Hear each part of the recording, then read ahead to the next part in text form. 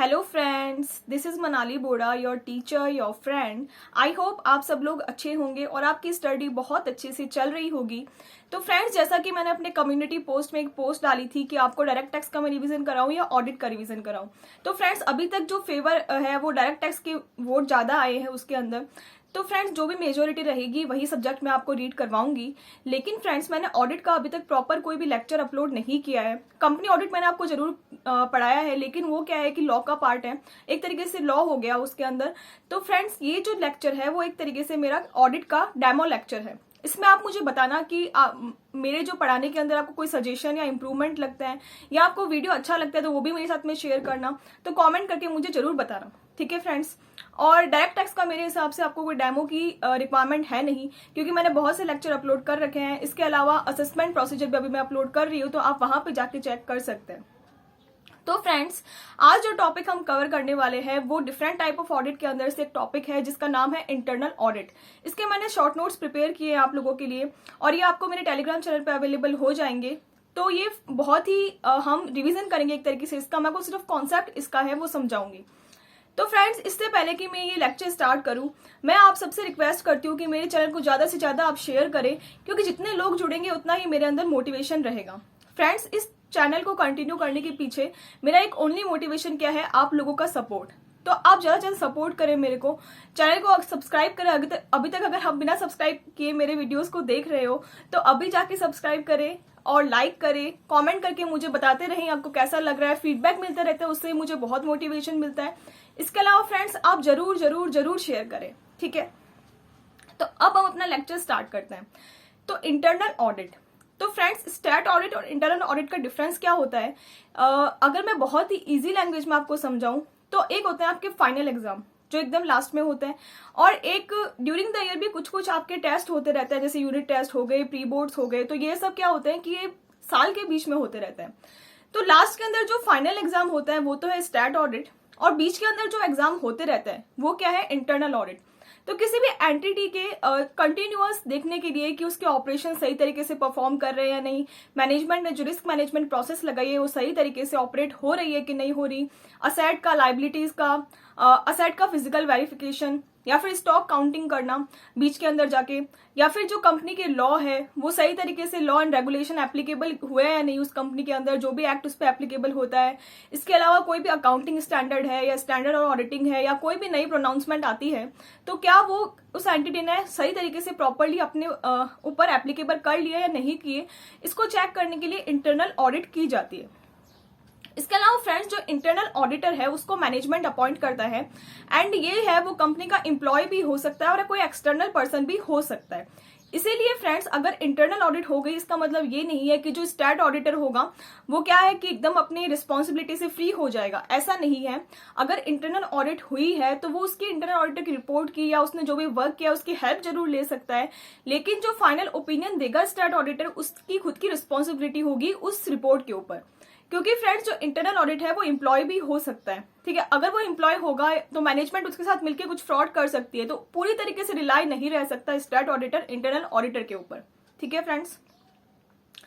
दूसरी बात यह है कि इंटरनल ऑडिटर है वो एक इंटरनल पर्सन होता है, तो उसकी मैनेजमेंट अपॉइंटमेंट करता है और ये कंपनी का एम्प्लॉय या फिर एक्सटर्नल बंदा हो सकता है, ठीक है। अब जैसे कि किसी कंपनी के अंदर ऑपरेशन होते हैं बहुत सारे, जैसे परचेज करने के लिए सबसे पहले ऑर्डर करने के लिए ऑर्डरिंग डिपार्टमेंट हो गया मान लो, परचेज के लिए परचेज डिपार्टमेंट हो गया, फिर उसके बाद में स्टोर डिपार्टमेंट हो गया, प्रोडक्शन डिपार्टमेंट हो गया, फिनिश गुड्स डिपार्टमेंट हो गया, सेल डिपार्टमेंट हो गया। तो इस तरीके से बहुत सारे डिपार्टमेंट हो सकते हैं, ठीक है। अब किसी एंटिटी के अंदर इन डिपार्टमेंट्स की जो भी परफॉर्मेंस है वो किस तरीके से की जा रही है, एक का दूसरे के साथ में कैसा कोऑर्डिनेशन है, दोनों के बीच के अंदर कोई सिस्टम कैसे अप्लाई किया हुआ है, इन सबको चेक करने के लिए, ऑपरेटिंग एक्टिविटीज को चेक करने के लिए भी इंटरनल ऑडिट की जाती है, ठीक है फ्रेंड्स। तो फ्रेंड्स, अगर मैं बहुत ही आपको आसान शब्दों में बोलूं तो स्टैट ऑडिटर है उसका फाइनेंशियल ट्रांजैक्शन पर ज्यादा फोकस होता है, लेकिन जो इंटरनल ऑडिटर होता है फाइनेंशियल एज वेल एज जो नॉन फाइनेंशियल होती है चीजें उनको भी वो चेक करता है, जैसे कि ऑपरेटिंग एक्टिविटीज, कंपनी की जितनी भी ऑपरेटिंग एक्टिविटीज हैं, एक डिपार्टमेंट के दूसरे डिपार्टमेंट के साथ कैसा कोऑर्डिनेशन है वगैरह वगैरह, तो ये सब इंटरनल ऑडिटर चेक करता है, ठीक है फ्रेंड्स। तो अब मैंने जो नोट्स प्रिपेयर किया आपके लिए उससे मैं रीड करना स्टार्ट करती हूँ। ये क्या बोलता है, an independent management function. Management function क्यों बोला है, इसको मैनेजमेंट टूल भी बोलते हैं, क्योंकि बेसिकली क्या होता है, इंटरनल ऑडिटर मैनेजमेंट को हेल्प करता है देखने में कि किसी कंपनी के अंदर जो रिस्क मैनेजमेंट प्रोसेस है, मैनेजमेंट अप्लाई की है, वो सही तरीके से वर्क कर रही है कि नहीं कर रही, ऑपरेटिंग एक्टिविटीज कैसी है। तो इसको बोला है management function, which involves continuous and critical appraisal of the functioning of the entity. तो मैंने बताया जैसे कि कंटिन्यूअस होता है, इसमें कोई फाइनल लास्ट की ईयर के लास्ट में जाके नहीं होता है, कंटिन्यूअस और क्रिटिकल अप्रेजल होता रहता है एक्टिविटीज का, to suggest the improvement there to and add value to and strengthen the overall governance mechanism of the entity, including the entity's strategic risk management system and internal control system। तो ये क्या बोल रहा है, basically जो internal audit होती है वो मैनेजमेंट फंक्शन है जो किसी कंपनी का या फिर किसी भी एंटिटी का क्रिटिकल और कंटिन्यूअस क्या करता है, अप्रेजल करता है, ये देखने के लिए कि जो मैनेजमेंट ने रिस्क मैनेजमेंट प्रोसेस लगाई है वो सही तरीके से काम कर रही है कि नहीं कर रही, गवर्नेंस मैकेनिज्म कैसा है कंपनी का। इसके अलावा जैसे कि इंटरनल कंट्रोल सिस्टम, मैंने आपको समझाया कि जैसे बहुत सारे डिपार्टमेंट के बीच के अंदर जो कंट्रोल सिस्टम है वो कैसा है, ये सबको चेक करने के लिए इंटरनल ऑडिट की जाती है। ठीक है फ्रेंड्स, अब यहाँ पे क्या बोलता है, scope of internal audit not restricted to the financial transaction. जैसा कि मैंने आपको बताया है कि इसमें accounting, operating, physical verification, information system, इन सबकी चेकिंग होती है, सिर्फ फाइनेंशियल ट्रांजेक्शन तक ही लिमिटेड नहीं है। ठीक है, तो इंटरनल ऑडिटर इन सब जो है ऑपरेशन एक्टिविटीज है, रिस्क मैनेजमेंट, इन सब पे अपनी रिपोर्ट प्रोवाइड करता है मैनेजमेंट को। ठीक है, नेक्स्ट ये बोलता है एरियाज टू बी कवर्ड। तो जैसे कि हम ये पहले ही डिस्कस कर चुके हैं, पर मैं पॉइंट वाइज अब डिस्कस कर लेती हूँ। Nature, timing, extent decide the scope decided by the audit committee.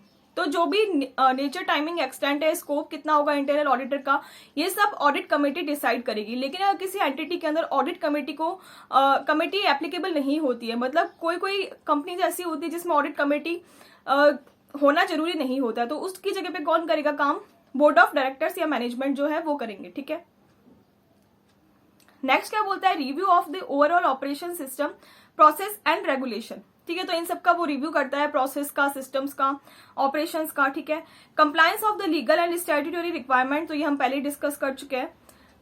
Accounting policy adopted by the client and changes made there. तो क्लाइंट ने कौन सी अकाउंटिंग पॉलिसीज है वो एप्लीकेबल होती है, और क्या ईयर के बीच में उसमें चेंजेस हुए हैं, क्या हुए हैं, तो क्यों हुए हैं, और जो भी चेंजेस हुए हैं उसका प्रॉपर एप्लीकेशन हुआ है क्या, ये सब इंटरनल ऑडिटर चेक करता है।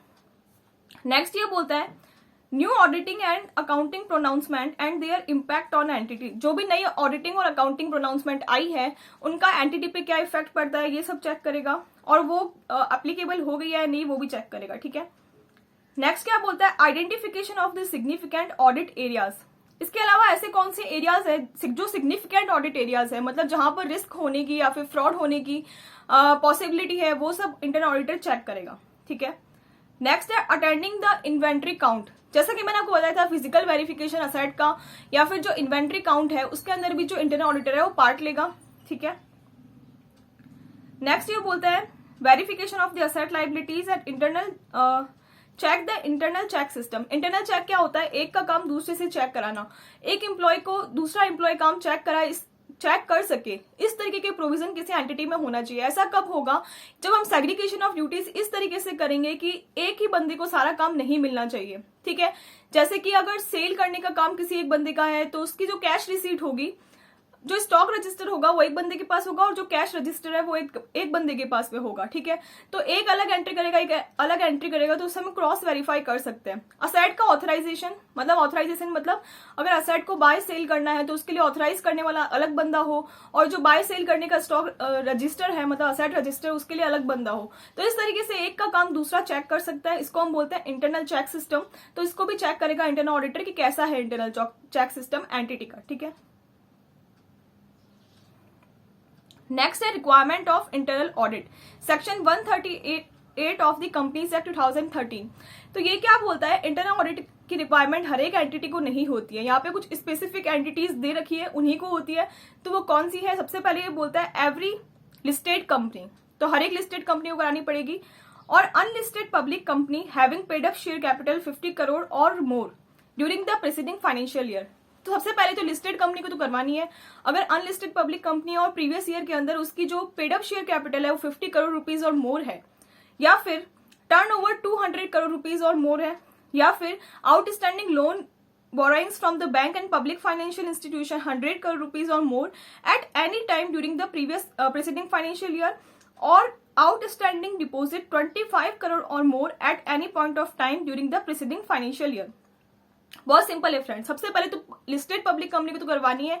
अनलिस्टेड पब्लिक कंपनी है तो उस केस में अगर paid up share capital 50 crore और मोर है during the preceding financial year, या फिर टर्नओवर 200 करोड़ रुपीज और मोर है ड्यूरिंग प्रीसीडिंग फाइनेंशियल ईयर, या फिर उसके जो भी लोन है, बोरोइंग है, डिपॉजिट्स है, चाहे वो बैंक से है चाहे पब्लिक फाइनेंशियल इंस्टीट्यूशन से है, 100 करोड़ रुपीज और मोर एट एनी टाइम। यहाँ पे क्या बोला है? एट एनी टाइम, मतलब एक भी दिन अगर वो 100 करोड़ और मोर होगी तो उस केस में वहां पर इंटरनल ऑडिट करवानी पड़ेगी। ऊपर जो दोनों केस देखिए उसमें प्रीसीडिंग फाइनेंशियल ईयर बोला था, मतलब फाइनेंशियल ईयर में होनी चाहिए, और यहाँ पे बोला एट एनी टाइम, किसी भी टाइम अगर 100 करोड़ रुपीज मोर है तो उस केस में वहां पे इंटरनल ऑडिट करवानी पड़ेगी। नेक्स्ट ये बोलता है या फिर उसके जो आउटस्टैंडिंग डिपॉजिट है, पब्लिक डिपॉजिट, वो 25 करोड़ और मोर है, यहाँ पर भी eight any time during preceding financial year, तो उस केस में यहाँ पर इंटरनल ऑडिट करवानी पड़ेगी। ठीक है फ्रेंड्स। नेक्स्ट ये क्या बोलता है? Every public company having the turnover 200 crore rupees और more during the preceding financial year और आउटस्टैंडिंग लोन और बोरोइंग फ्रॉम द बैंक और पब्लिक फाइनेंशियल इंस्टीट्यूशन 100 करोड़ और more at any time during the preceding financial year. तो ऊपर वाले जो दो पॉइंट्स है वो प्राइवेट कंपनी के केस में एप्लीकेबल होता है, एक तो टर्नओवर वाला पॉइंट और एक लोन वाला पॉइंट। तो ये दो पॉइंट ही एप्लीकेबल होता है। इन दोनों में से एक कंडीशन अगर सेटिस्फाइड होगी तो यहाँ पर प्राइवेट कंपनी को इंटरनल ऑडिट करवानी पड़ेगी। एक बार मैं आपको रिवाइज कर देती हूँ। सबसे पहले तो listed public company, unlisted public company having paid up share capital 50 crore और more during preceding financial year, turnover 200 crore rupees और more during the preceding financial year, outstanding loan deposit वगैरह वगैरह 100 करोड़ रुपीज और more at any time during the preceding financial year, and public deposit 25 crore rupees और more during the preceding at any time during the preceding financial year. ठीक है। और private company के case में 200 crore rupees और मोर का अगर टर्नओवर है during the preceding financial year, या फिर लोन आउटस्टैंडिंग बोरोइंग वगैरह वगैरह है वो 100 करोड़ रुपीज और मोर है eight any time during the preceding financial year, तो उस केस में यहाँ पर इंटरनल ऑडिट करवानी पड़ेगी। ठीक है फ्रेंड्स। नेक्स्ट ये क्या बोलता है? Who can be the internal auditor. तो इंटरनल ऑडिटर कौन हो सकता है? सीए हो सकता है, प्रैक्टिस में होना जरूरी नहीं है उसका, एंड उसके अलावा कॉस्ट अकाउंटेंट हो सकता है, और any other profession decided by the management. ठीक है। नेक्स्ट ये क्या बोलता है? Internal auditor may or may not be the employ of the company, जो हम पहले डिस्कस कर चुके हैं। एम्प्लॉय भी हो सकता है, एक्सटर्नल बंदा भी हो सकता है। ठीक है। तो यहाँ पर क्या बोला है? सीए होना जरूरी है इंटरनल ऑडिटर के लिए, प्रैक्टिस में हो चाहे नहीं हो। ठीक है। या फिर कॉस्ट अकाउंटेंट कर सकता है, या एनी अदर प्रोफेशन भी बोला है, तो इसमें सारे प्रोफेशन अदर जो मैनेजमेंट डिसाइड करती है वो कवर हो जाते हैं। मतलब अगर सीएस है और मैनेजमेंट डिसाइड करे कि क्या वो कर सकता है तो वो फिर कर सकता है इंटरनल ऑडिट। ठीक है। नेक्स्ट क्या बोलता है? Manner and interval for the conducting internal audit. तो जो भी इंटरवल है या मैनर है वो सेंट्रल गवर्नमेंट यहाँ पर डिसाइड कर सकती है इंटरनल ऑडिट का, या फिर जो ऑडिट कमेटी है या और बोर्ड ऑफ डायरेक्टर्स है वो डिसाइड कर सकता है। तो इसके साथ ही हमारा एक most important topic internal audit complete होता है। तो फ्रेंड्स, आई होप आपको समझ में आया होगा। मुझे कमेंट करके जरूर बताना आपको कैसा लगा। आपके कोई सजेशन इंप्रूवमेंट के लिए है तो वो भी मुझे जरूर बताना। इसके अलावा फ्रेंड्स कोई डाउट्स है तो वो भी आप मुझे कमेंट करके पूछ सकते हैं, और मेरे इस वीडियो को आप शेयर जरूर करना, चाहे वो BCom, MCom, CA, CS, CWA जो भी कर रहे हैं, सबके लिए इक्वली इंपॉर्टेंट है। तो सबके साथ में आप शेयर जरूर करना। तो मिलते हैं हमारे नेक्स्ट रिवीजन लेक्चर में। Thank you.